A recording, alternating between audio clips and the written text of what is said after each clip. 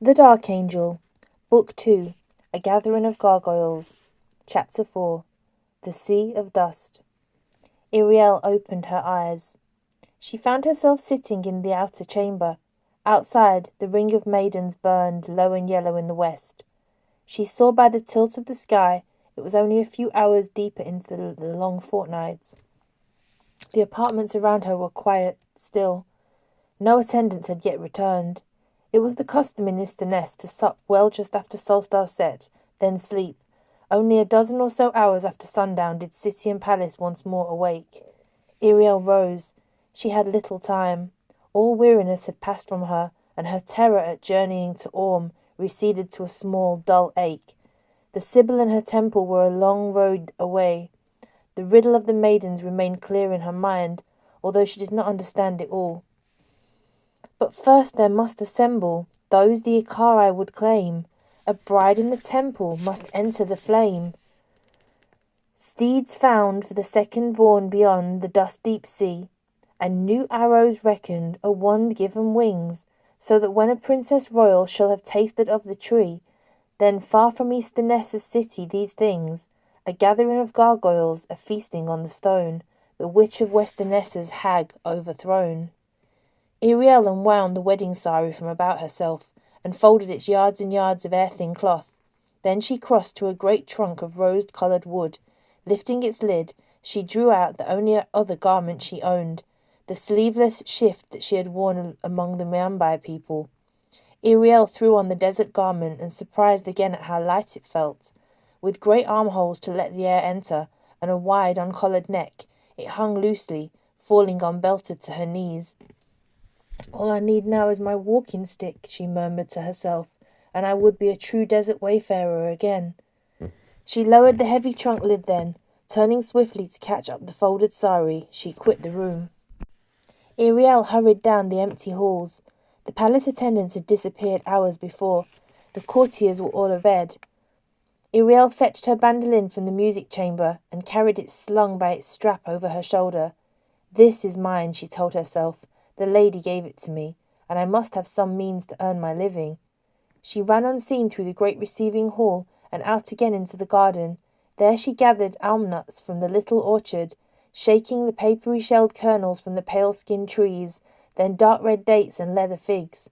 She pulled up the bitter white bulbs of loon grass growing beside the stream. The fisher-folk carried them in lieu of water flasks. She tied them all to her sari, hefted the bulky load onto her hip, and hurried upstream towards the cliff overlooking the sea. She came at last to the little headland, and followed the stone wall till she came down to the steps leading down. Here the dust boats lay moored, all of the pale, unfinished wood, each rowed with the rolling dust upon two flat paddles called skates. Suspended in between, each hold hung above the dry waves, not touching them. A single mast with a lateen sail lay shipped in each side. Iriel searched for Hadin's little craft. The lady's youngest son had been teaching her dust sea sailing, how to tack and duck the swinging boom. She found the craft, unslung her bandolin, untied her sari. She stowed her provisions in the hold, lashing the hempcloth cover down to keep out the dust. "Iriel!" The voice startled her, and she whirled. Hadin stood upon the headland, barefoot, his closed-toed slippers clutched in one hand, his yellow robe slung over one shoulder.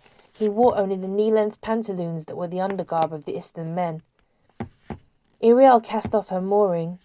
She tugged the little boat away from the others, and Hadin drew near, and Iriel saw with a start he was supping. The lady's youngest born laughed and slung the water from his hair.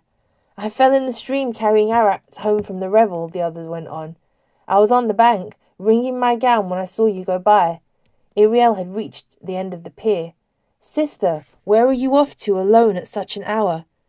"Hadin, lend me your boat," she said, looking seaward. "Would you go sailing?" the other began, joining her upon the pier. "I will come with you." But Iriel shook her head. The yellow-haired youth grew sober suddenly. "Sister, where are you going?" When Iriel turned to look at him, he started, reaching to touch her cheek and shoulder. "What is this?" Then Iriel realized her cheek, her arm, one hand, and wherever the maidens had brushed her, was covered now with a fine yellow dust. They've left their gold on me, she murmured, brushing at it, and it lit the dark. Who have you been trysting with? Iriel looked off. Messengers, she said. Hadin gazed at her. No messengers passed through the city gates. They did not come that way. The lady's son was silent. Then he said, All of us have known, almost from the first, that you are more than you seem, Iriel. She cast the mooring off and stepped down into the boat, chafing to be gone. You speak as though I was some sorceress. Hadin knelt upon the pier. Will you not stay where you are bound? I have a task, she answered, and felt the fear in her again. She put it down. I must begin at once. She stepped the mast, not looking at him. Iriel, he said suddenly, here, take my robe. You may have need of it. That shift you wear would not cover a cat. Iriel laughed and found the breath catching in her throat. She had not thought to feel sad at going. She took his robe of yellow silk. The feel of it was wet and cool. You take this then, she said, and handed him her crumpled sari. Hadin looked at it. What am I to do with this? Give it to Irilath, she said softly, and turned away, pretending to be busy in the boat. Her heart felt sore within her breast, but at the same time very light. She turned back to Hadin suddenly, but not at once. I would like to be clean away before Irilath knows. The boat bobbed on the waves of dust. Iriel unfurled the sail. Hadin caught her hand, and for a moment she feared he meant to pull her back, but it was only to draw her near enough to kiss her on both cheeks, as was the custom at parting in Istaness. Come back to us. She tried to smile. Before the Avaclon awakes, I'll bring you a steed in exchange for your boat. The wind was catching at the sail. Iriel took the tiller as Hadin gave the little craft a shove. She swung the sail line into a tack, and the dust skate leapt away from the shore. The stiff breeze bore her rapidly away. Looking back, she saw Hadin had grown suddenly small on the distant pier. She tacked again, hard port towards Westerness. Iriel's craft sped over the sea of dust, riding the swells that rolled like water and glowed by starlight with their own internal fire. Beneath the surface, Iriel saw the silt-fine particles constantly shifting. Wind stole a few from the crests of the waves, whirling them off in dust devils against the dark starry sky. So fine were the grains that Iriel could scarcely see them, hardly felt them when she breathed, aware at first only of their faint tangy aroma. Before many hours, though, she found her throat was growing dry, her eyes felt grainy, and her fingers were paper leathery. Tying the sail and tiller into place, she drew out from her provisions a loongrass bulb and bit through the white parchment-like skin. The meat inside was stiff, the juice astringent but satisfying. She needed only a few bites before the feeling of dryness eased. The colours of the sea were changing now. Close in to shore, the dust had been greyish and almost buff-coloured, but as she sailed further deeper to sea, the dust grew paler, clear yellow-green and later violet. Sometimes the waves rolled mauve. Stars turned. Night drifted by. Oceanus peered over the rim of the world, and Iriel's heart lifted and soared. The air was showered in its ghost-blue light, and gradually the planet rose. Iriel ate of the dates, the figs, the almond kernels in their papery shells, chewed on the loongrass bulbs. Tiresome fare. More than once she found herself longing for the tiny velvet bag the Durra had once lent her. It had held, seemingly within no space at all, an endless store of delicious food. Sometimes she stood searching for shore, or tied the tiller and sail securely and slept. The first time she awoke, to find 2 inches of wind-blown dust in the hold. Afterwards, she bailed every few hours and slept only in snatches. The wind held mainly steady, her course needing adjustment only now and again. She steered by Oceanus and the stars. The midpoint of the fortnight loomed and passed. Twice Iriel's craft passed close to peaks rising, jagged and slender from the dust. Birds wheeled in crowded columns above these isles. Sometimes in the distance she watched dust whales, great fish-shaped things 100 paces long and filled with buoyant gas. They spouted and sounded, lulled and sported with their calves, or rose in towering pairs at some courting ritual. Once, passing within sight of whales, Iriel found, floating on the sea, a lump of pale green stuff, very like beeswax, save that its odour was bitter-sweet like very old perfume. She kept it for no reason, lying in one corner of the hold. She had no idea what it was. Once she passed through a flock of scares, sleek, raucous birds with silver bodies and long wings and black masked eyes. They plummeted above the waves, snatching bits of something from the dust. As Iriel drew near, she realized it was tiny crayfish they were catching. A swarm had gathered, feeding upon algae that lay like reddish-brown bloom upon the sea. Iriel leaned over the gunwale, flipped one of the little creatures into the hold. Its segmented body was crystalline clear. It had many whiskers upon its nose, two small black eyes on stalks, jointed legs, and a broad flat tail. In a moment it had buried itself in the dust of the hold. A skier landed on the gunwale, cawing. It eyed the spot where the little fish had disappeared, but Iriel drove it away. After a time, the plankton, the swarm, and the flock of skiers fell behind. Iriel sifted through the dust. At first the creature scurried from her fingers, hiding itself again, but presently it grew tamer, sat upon her palm while she fed it bits of date. Soon the little fish hid itself in the folds of her robe rather than in the dust when Iriel bailed, though now she never threw out so much that the dust shrimp did not have its little pocket in one corner of the hold. The third quarter of the fortnight went by.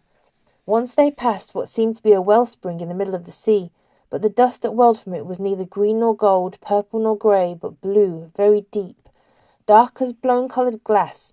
It ran in little rivulets along the other strands of colour, seemingly heavier, for it quickly sank from sight. Iriel scooped up a handful as she passed. It was so pretty, and she tied it away in one sleeve of Hedin's robe. As soon as it had dried, she had wrapped her bandolin in that to keep out the dust, the grey-green wax as well. The dust shrimp carefully picked out the few grains of blue that had fallen into the hold and devoured them. Iriel fed it another pinch, all it would eat, and after that, its crystal shell was blue.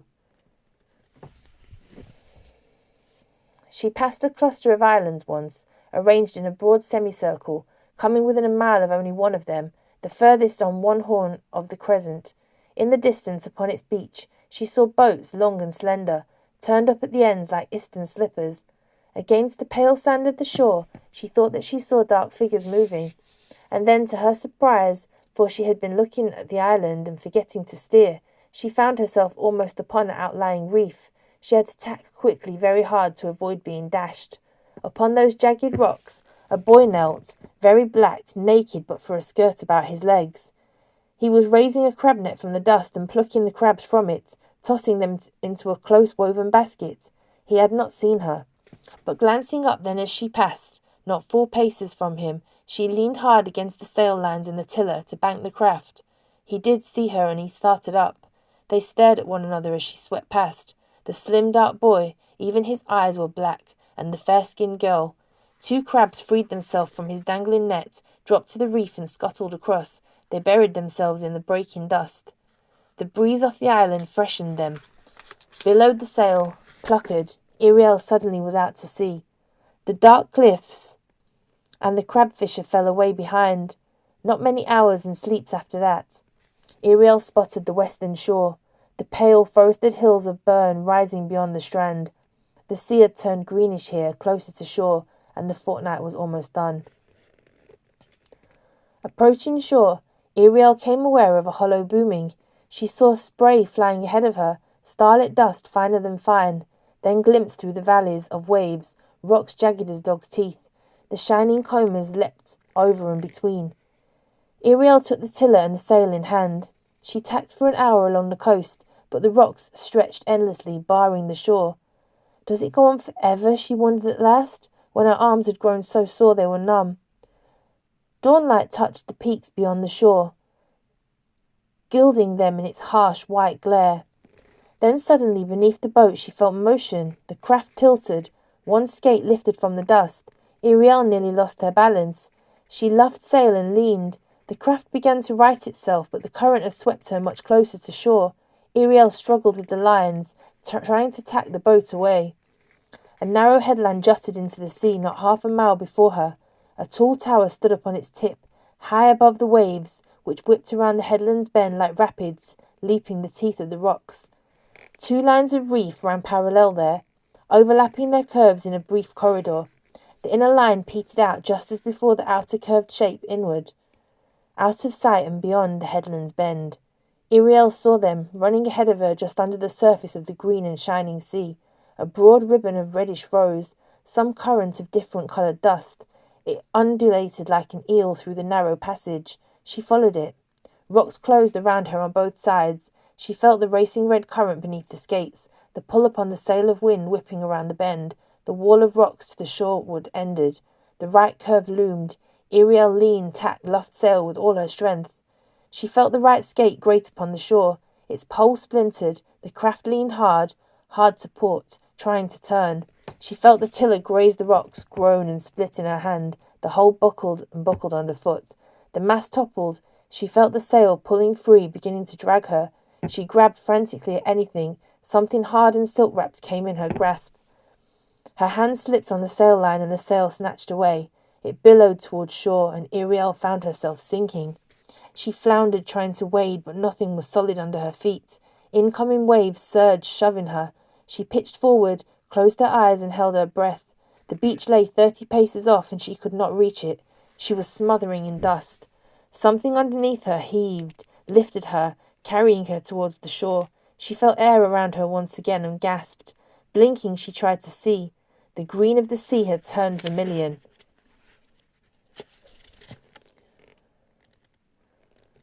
Just for the moment, her knees and palm felt something solid, rough as overlapping shingles, warm to the touch, not cool like the fine, frictionless dust. Then she was ashore, dashed against the hard, flat stones. Gasping, she crawled forward out of the surf. Something dragged along the ground beside her. She saw with a surprise that it was her bandolin, still wrapped in Hayden's yellow robe. Iriel's limbs gave out. About her legs, dry spume ran like water through the interstices of the rocks. She rolled onto her back and stared up into the black dawn sky. A huge head, fringed with vermilion feathers, rose from the sea and stared at her with serpentine, unblinking eyes. The image of that serpent's eyes remained in her dreams until Iriel woke. It was day. She lay on the warmth of the hard, scaly shore. She brushed the dust from her eyes and raised her head from the dry shingle. Light lay upon the headland now, though the broad beach below was still in shadow. Her nightmare of the serpent's head was gone. She rolled onto her belly and pushed herself to her knees, and she realized she still held the silk-wrapped bandolin. She fumbled with the robe, unwound it hurriedly, but the little silverwood instrument seemed undamaged. A short distance from her lay the wreckage of the craft. She rose and went to it, but the wood was in splinters, the hempcloth sail in shreds. Her provisions had all been swept away. Iriel sighed and champed her teeth. Her stomach shifted against itself. I shall never reach the Sibyl Orme, nor find the lost lawns of Westerness, she told herself, if I starve to death on this beach. She laughed a little. Truly now is a time when I could make use of the Durrar's velvet pouch. Just as she was turning away from the wreck, she caught sight of a stirring in the broken hold. In a moment, her crystal dust shrimp emerged from a pocket of dust, waving its tiny pincers. Iriel found herself laughing again. She knelt and put it in one fold of her garment. Well, she said, we will see what food may be found to feed us both. The beach behind lay empty as far as she could see. The sheer cliff beyond seemed at first to be featureless with stone, but drawing near, Iriel spotted a stair cut into the rock. The steps were only half a pace wide and steep. Iriel climbed slowly.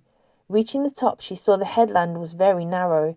Beyond, a strip of beach ran off into the distance beneath the same white cliffs. She found herself very near the round stone tower.